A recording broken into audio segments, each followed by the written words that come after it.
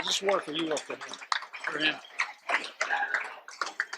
Good morning, Governor. You look good. Thank you very much. President? Yeah, it was fun. Absolutely. Thank you. I think we all went to the same tailor today. It looks good, yeah. It could be a single thought. Mr. Speaker, Mr. President, members of the General Assembly, distinguished guests, and my fellow Marylanders. It is an honor to appear before this 437th session of the General Assembly to give a report on the state of our great state. It was on a snowy day just 2 years ago when I stood before you in this very spot, in this beautiful historic chamber, to take the oath of office as Maryland's new governor. I was truly humbled and deeply grateful for the opportunity to serve my fellow Marylanders. I was full of hope for our state, hope for our people, and hope for our future. Yet I was also fully aware that our state was facing some difficult challenges. It was an opportunity for a new beginning and a new direction. We pledged to put Maryland on a new path with a revitalized spirit of bipartisan cooperation, where we could seek common sense solutions to our problems, regardless of which side of the aisle those ideas came from. The work began immediately on day one to set a new course of economic growth, security, and prosperity for Maryland. And for 2 years now, we have been doing exactly what we said we would do. Working together, we've made tremendous progress, and I'm proud to report that the state of our state is strong.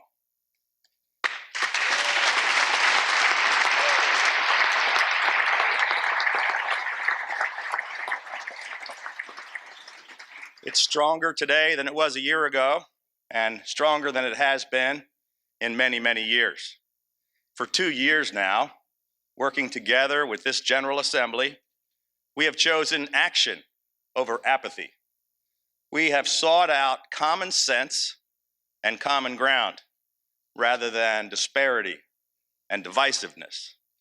Working together, we have not been defined by party or ideology, but by our common purpose and our united obligation to solve problems, to make progress, and to bring real and lasting change to Maryland.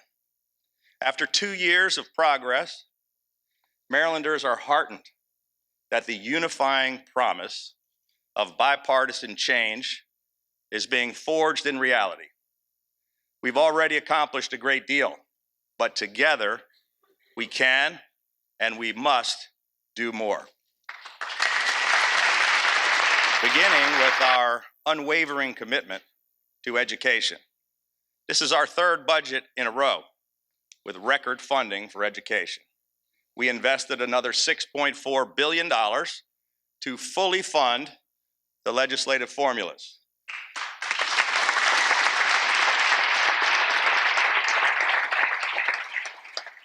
Every single penny that every single jurisdiction anticipated from the state for education is fully funded at 100%.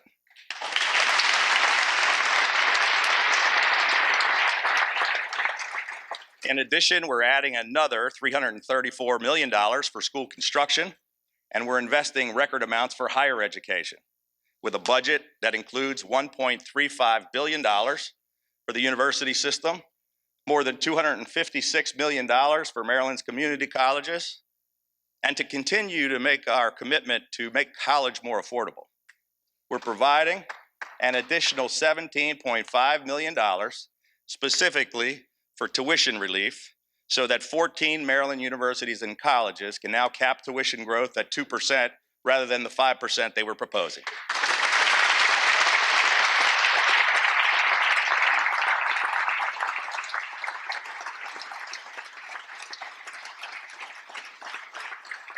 Together, we are investing in our schools and in our children. Fully 2/3 of our entire capital budget goes towards education. We've already accomplished a great deal, but together we can and we must do more. Every single child in Maryland deserves access to a great education, regardless of what neighborhood they happen to grow up in. Sadly, we still have students who are trapped in persistently failing schools.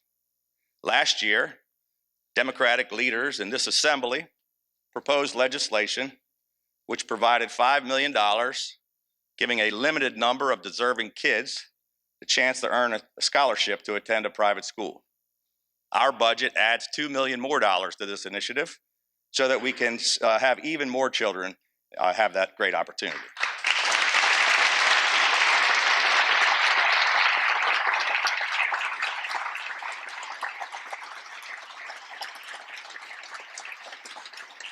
Let's also expand choices for Maryland families by passing the Public Charter School Act of 2017.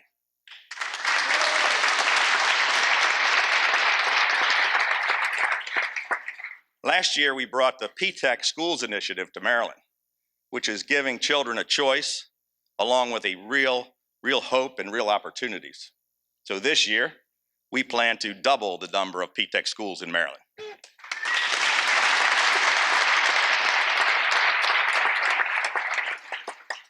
We're asking for your help to tackle the growing problem of college debt by passing the Student Debt Relief Act, which will allow Marylanders to deduct 100% of the interest paid on their student loans from their state income tax return.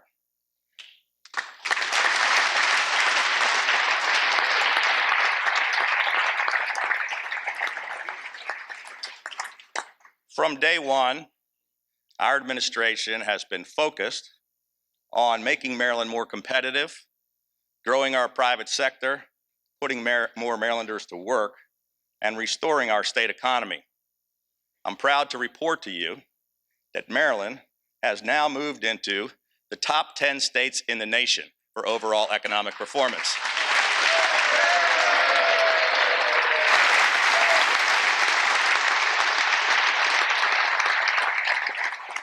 We've added 73,000 new jobs, and our unemployment rate has dropped to 4.2%.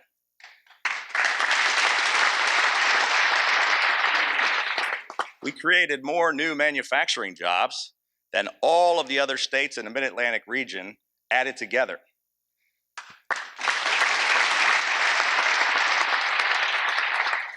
We now rank number 8 in the nation in the rate of manufacturing growth. Maryland is ranked as the 5th most innovative state in America. We rank 3rd in the country in entrepreneurial job growth, business growth, and our state has the 2nd lowest percentage of people living below the poverty rate in the nation.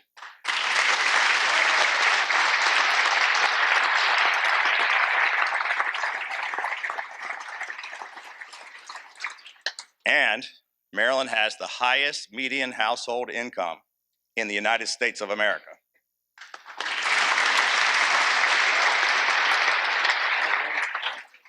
We're experiencing tremendous job growth, business growth, and an exciting economic resurgence in Maryland.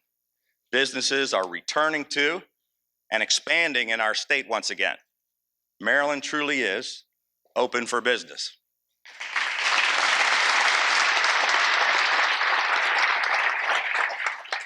We have already accomplished a great deal, but together we can and we must do more. The reality is, that was a fake almost. The reality is that not all Marylanders and not every jurisdiction in our state are seeing the same level of economic success.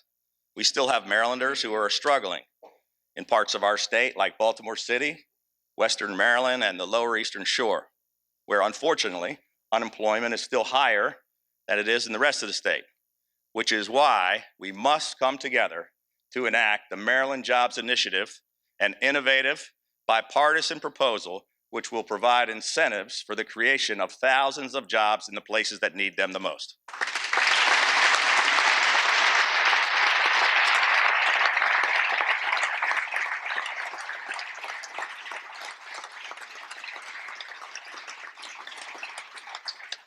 And let's work together to provide relief for Maryland's retirees. We're losing many of our best and brightest citizens to other states simply because they can't afford to stay here in Maryland. So once our national economy is fully recovered and we dig out of the state's debt situation, I want to reach the point where we're able to eliminate all taxes on retirement income, just as other states have done. But let's get started moving toward that goal right now.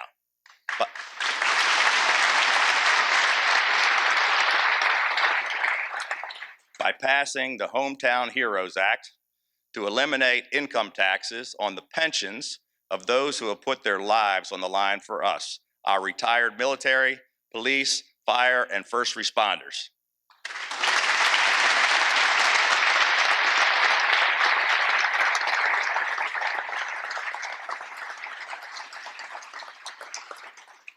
And let's work together to protect the integrity of our state pension system, which has an estimated $20 billion unfunded liability, by passing the State Retirement Choice Act for the 21st century workforce, which contains common sense reforms to pay down our unfunded pension liability and to create a sustainable retirement system for the future.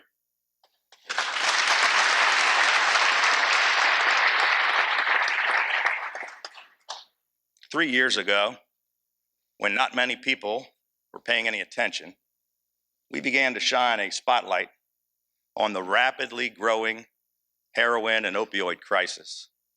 Just under the surface of every community across our state and across the nation, heroin and opioid abuse has been taking lives and tearing apart families and communities. One of my first acts as governor was to create the Heroin and Opioid Emergency Task Force. And I want to thank Lieutenant Governor Rutherford for his continued leadership on this issue. Thank you.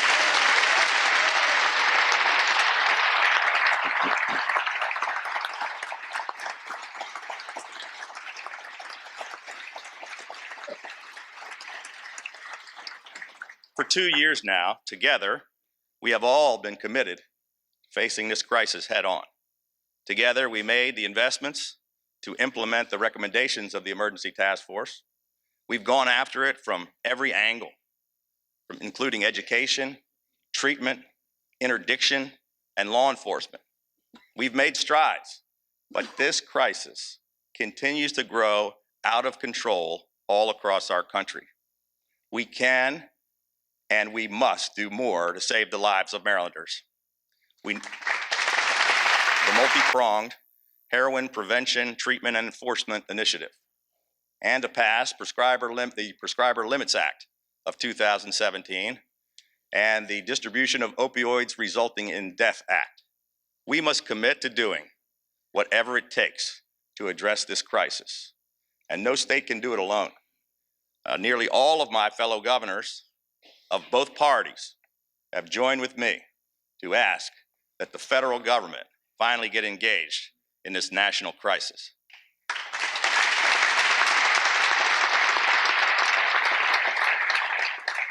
This rapidly evolving threat is going to take federal, state, and community partners working together to find real solutions and to help save lives.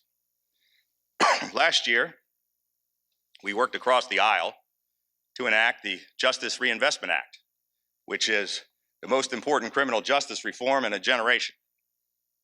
We worked to pass Noah's Law, named after Montgomery County police officer and a true Maryland hero, Noah Liotta.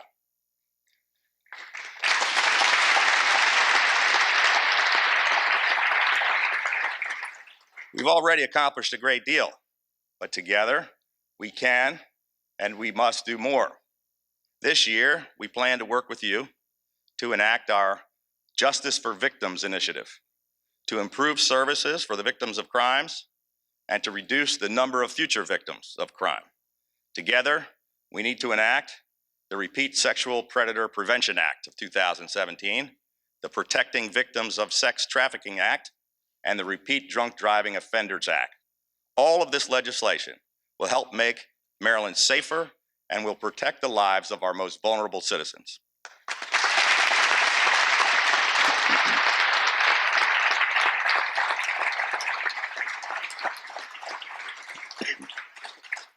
For the last few years, there's been a great deal of discussion and debate in these chambers around the issue of sick leave in Maryland. Employees without this benefit are sometimes faced with hard choices about health and welfare, like whether to risk showing up to work sick or not receiving a paycheck. So let's strike a compromise, considering the needs of Maryland employees while not hurting our small business job creators. Let's work together to pass the Common Sense Paid Sick Leave Act of 2017, which requires larger companies to provide paid sick leave and encourages small businesses to offer paid sick leave by giving them incentives to offset the cost of providing those additional benefits. In this way, we can provide even more employees with the benefit without hurting the small business owners and without causing the loss of jobs.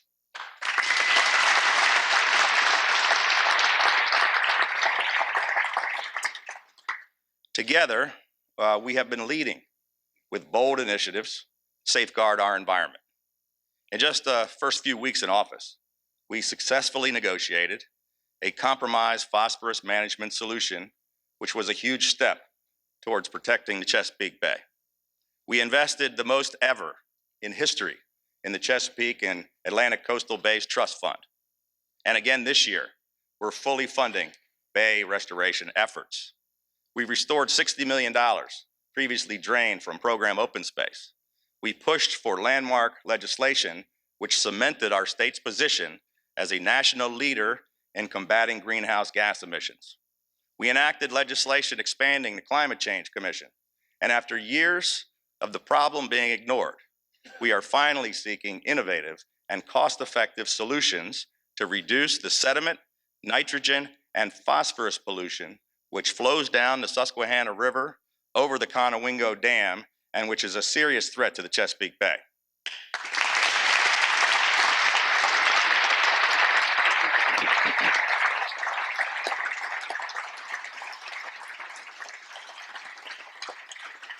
Just a few months ago, on its latest annual report card, the Chesapeake Bay received its highest score for water quality in nearly a quarter century. The amount of nitrogen, phosphorus, and sediment in the bay has dropped dramatically compared to recent years. We've been aggressive, proactive, and innovative in our efforts to safeguard Maryland's environment.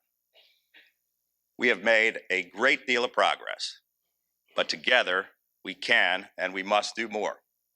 This year, let's make targeted common sense investments to support our green jobs initiatives and to attract private investment for clean energy projects in our state.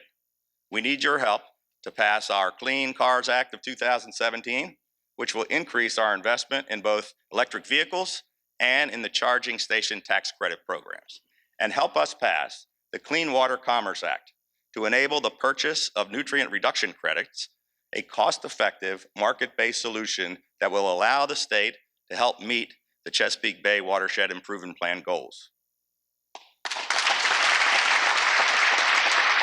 Years ago, Maryland had crumbling roads and bridges and some of the worst traffic in the nation. Now, thanks to unprecedented investments, we are finally moving forward on the top priority transportation projects in every single jurisdiction across the state. We're fixing all 69 of the structurally deficient bridges which we inherited. We currently have 1,073 transportation projects currently under construction all across the state. It is historic and unprecedented. This much needed progress is strongly supported by an overwhelming majority of Marylanders, but we risk eliminating much of that progress and 66 of the 73 highest priority projects in nearly every single jurisdiction. So I ask again today, on behalf of the people of Maryland, please do not stand in the way of these critical transportation infrastructure projects. Let's repeal this misguided, poorly drafted, and fatally flawed roadkill bill.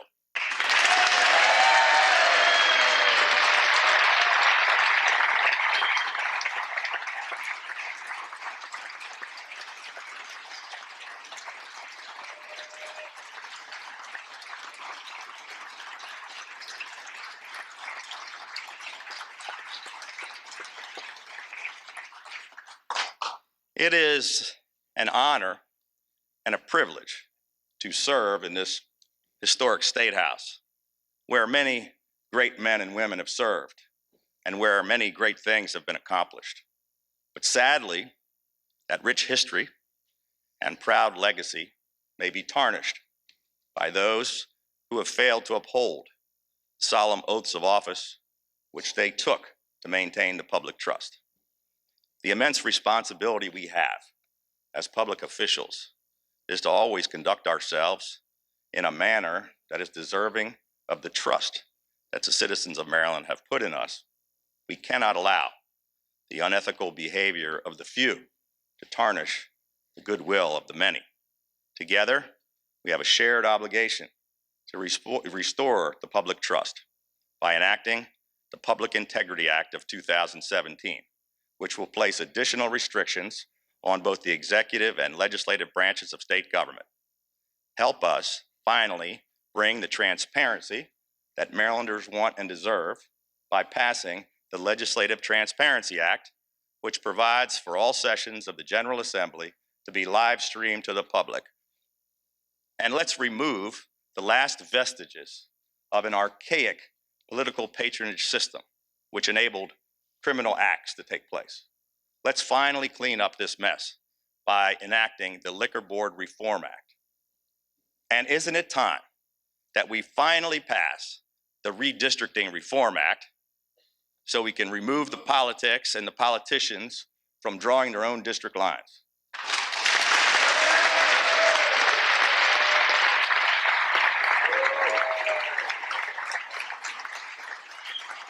Free and fair elections are perhaps the most basic promise that those in power must provide to citizens.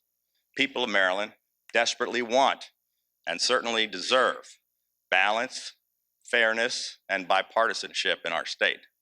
An overwhelming majority of all Marylanders, of all parties, and from all walks of life strongly support this legislation.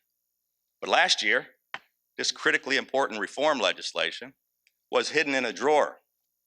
This year, the people deserve to have it come to the floor of the House and the Senate for an up or down vote.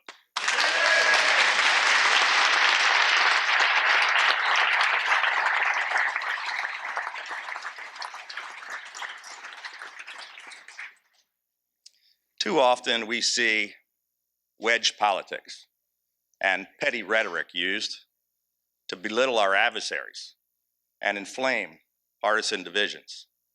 In my inaugural address 2 years ago, I said, to those who would divide us or drive us to the extremes of either political party, I remind you that Maryland has always been called a state of middle temperament.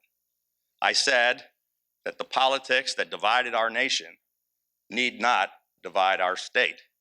And I asked all Marylanders to seek that middle ground where we could all stand together.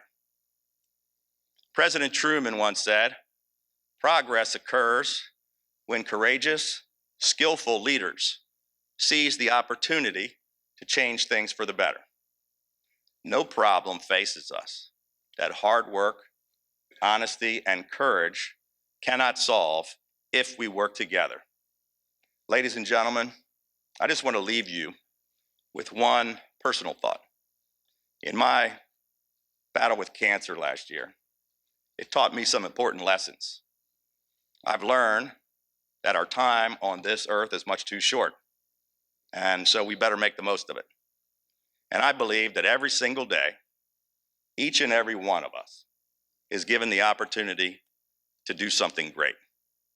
Over the past 2 years, together, we have done many great things. And now we have the incredible opportunity to accomplish even more. Thank you. God bless you. And may God bless the great state of Maryland.